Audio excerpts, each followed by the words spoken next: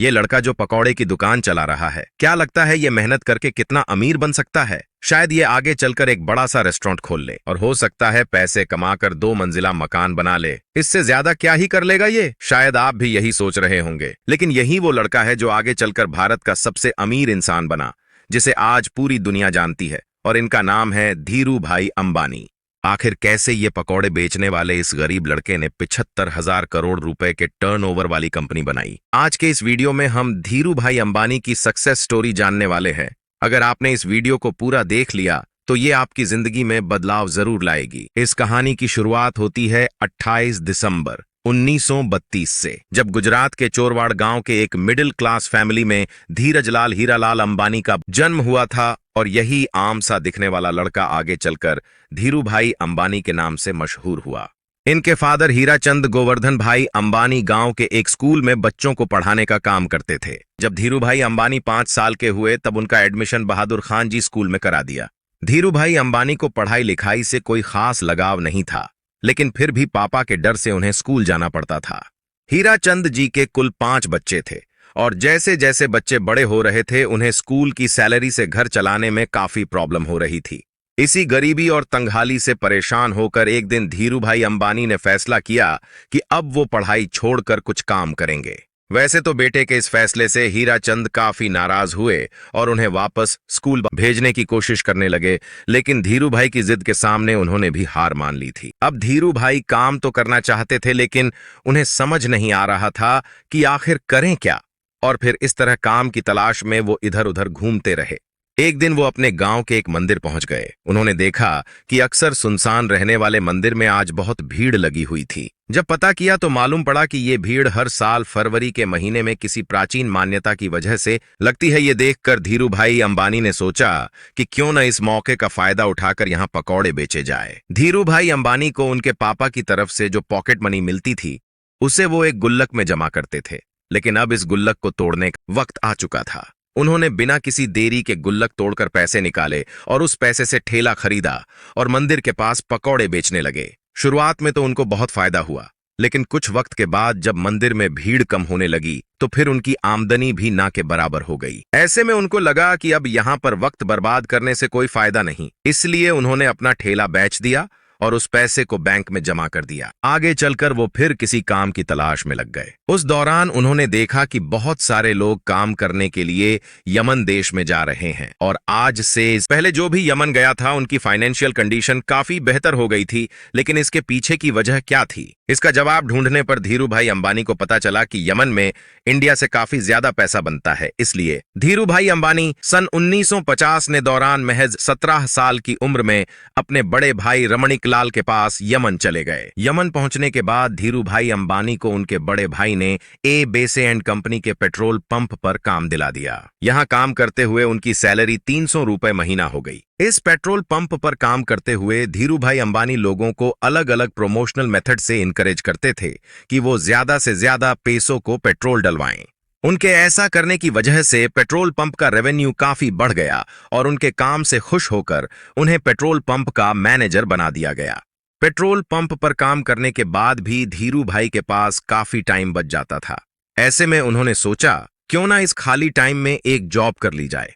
धीरू भाई को चाय पीना बहुत पसंद था।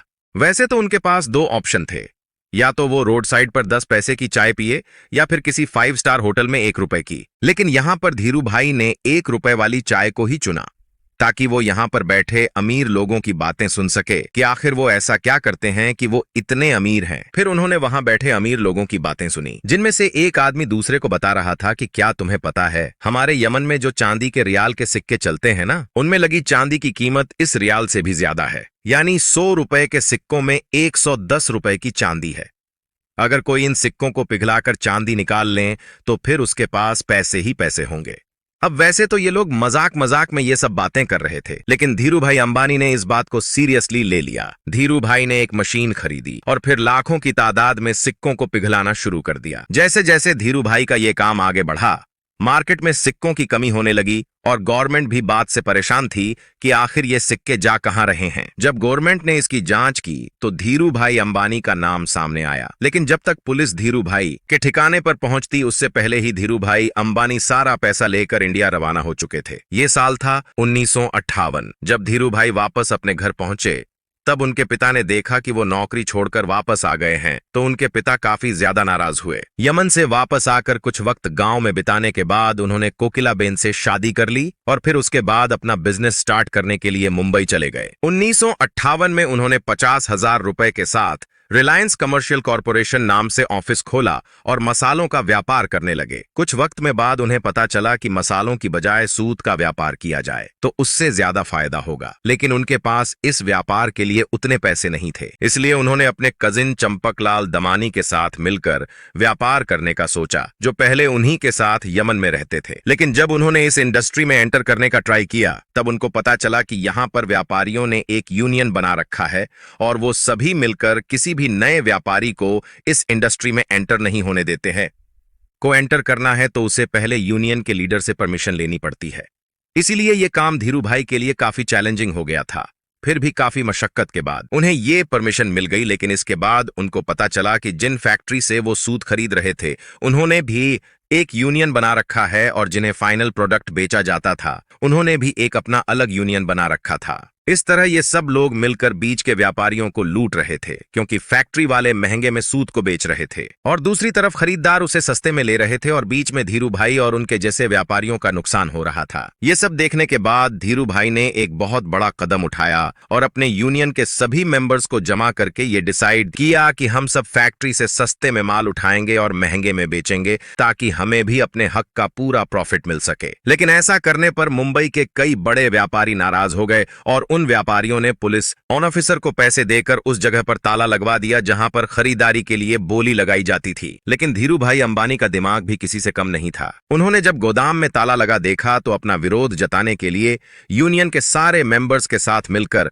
अपना सारा माल उसी का आईएएस ऑफिसर के घर में सामने रखवा दिया और ये देखकर उस ऑफिसर ने अपनी नौकरी बचाने के लिए कुछ मिनटों के अंदर ताला खुलवा दिया और फिर धीरू भाई समेत उन सभी व्यापारियों का कारोबार फिर से चल पड़ा। इसके कुछ साल बाद तक तो सब सही चलता रहा, लेकिन फिर चंपकलाल दमानी और धीरू भाई अंबानी के बीच प्रॉब्लम होने लगी, क्योंकि दोनों का बिजनेस माइंडसेट बहुत ज्यादा अलग अलग था। इसलिए 1965 में चंपकलाल दमानी ने पार्टनरशिप खत्म कर दी। 1966 में धीरू भाई अंबानी ने गुजरात के नरोदा में टेक्सटाइल मिल शुरू की और फिर यहां से उन्होंने कभी भी पीछे मुड़कर नहीं देखा। इसके बाद धीरू भाई अंबानी ने अपने सारे पैसों से विदेशी फैब्रिक खरीद लिया और फिर उससे तरह तरह के आउटफिट्स जैसे टी शर्ट, शॉल और शर्ट्स बनाने लगे। इस नए कारोबार के लिए ब्रांड नेम रखा गया था विमल, जो उनके बड़े भाई रमणीक लाल अंबानी के बेटे विमल अंबानी के नाम पर रखा गया। अब मशीनें लग चुकी थीं, कपड़ों का प्रोडक्शन की काफी मात्रा में कर लिया गया था, लेकिन उन्हें बाजार में उतरने से रोकने के लिए दूसरे टेक्सटाइल मालिकों ने एक चाल चली। उन लोगों ने अपने सभी रिटेलर्स से यह कह दिया था कि अगर आपने धीरू भाई अंबानी से माल खरीदा तो फिर हम तुम्हें आगे से माल नहीं देंगे। लेकिन दूसरे टेक्सटाइल मालिकों की यह साजिश भी धीरू भाई अंबानी को नहीं रोक सकी। धीरू भाई पूरे देश में घूमे और रिटेलर्स को यह भरोसा दिलाया कि वो माल उन्हीं से भी खरीदें।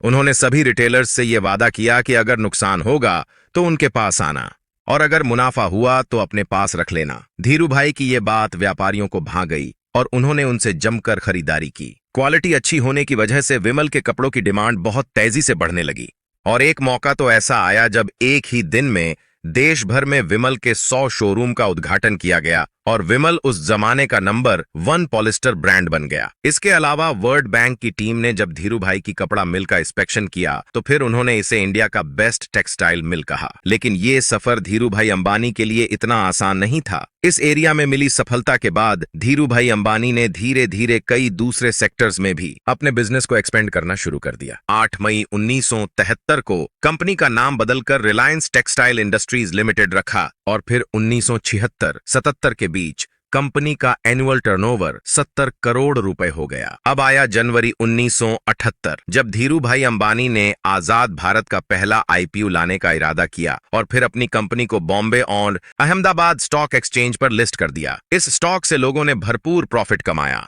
और ये इतना पॉपुलर हो गया कि जब 1986 में कंपनी की मीटिंग रखी गई तो फिर 30,000 से ज्यादा होल्डर्स उसने शामिल हुए, जो इंडियन कॉर्पोरेट हिस्ट्री में एक रिकॉर्ड बन गया था। कमाल की बात तो ये थी कि उस टाइम पर बॉम्बे में एक भी ऐसा हॉल नहीं था जो इतने लोगों की कैपेसिटी को होल्ड कर सके। इस वजह से इस मीटिंग और एक मैदान में ऑर्गेनाइज किया गया था। सन 1980 में धीरूभाई अंबानी ने महाराष्ट्र के पातालगंगा में पॉलिस्टर फाइबर धागे का कारखाना खोला और काफी कोशिशों के बाद तेल के उत्पादन के लिए भी सरकार से लाइसेंस हासिल कर लिया। इस तरह एक टाइम पेट्रोल पंप पर काम करने वाले धीरूभाई अंबानी की अपनी खुद की ओनियल प्रोडक्शन कंपनी हो गई। अब आगे चलकर धीरूभाई अंबानी एक ऐसे गोल्डन एरा में एंटर हुए जब इनके बिजनेस कई सारे सेक्टर्स में तेजी से एक्सपेंड होने लगे। दरअसल सन 1992 में धीरूभाई अंबानी ने वो करके दिखाया जो उस वक्त की बड़ी बड़ी इंडियन कंपनी ने सपने में भी नहीं सोचा होगा। असल में इस साल कंपनी ने ग्लोबल मार्केट से भी फंड जुटाना शुरू कर दिया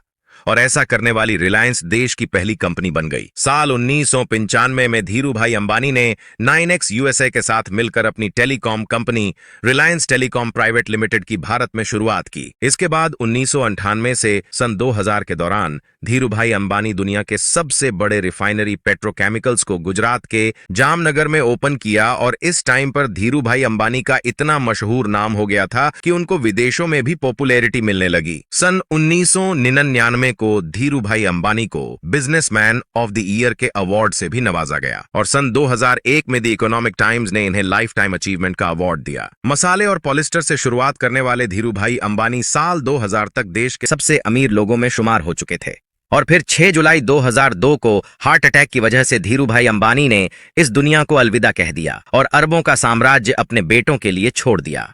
जिस वक्त उनकी डेथ हुई थी उस वक्त कंपनी का टर्नओवर 75,000 करोड़ रुपए हो गया था। कमाल की बात तो यह है कि इतनी दौलत और शोहरत हासिल करने के बाद भी उन्होंने बहुत ही साधारण जीवन जिया। एक मामूली से पकौड़े बेचने वाले के लिए जीरो से शुरुआत करके कई पीढ़ियों तक चलने वाला साम्राज्य खड़ा करना नामुमकिन था, लेकिन धीरूभाई अंबानी ने नामुमकिन को मुमकिन कर दिखाया। आप लोग धीरूभाई अंबानी के बारे में क्या कहना चाहेंगे, कमेंट में जरूर बताएं।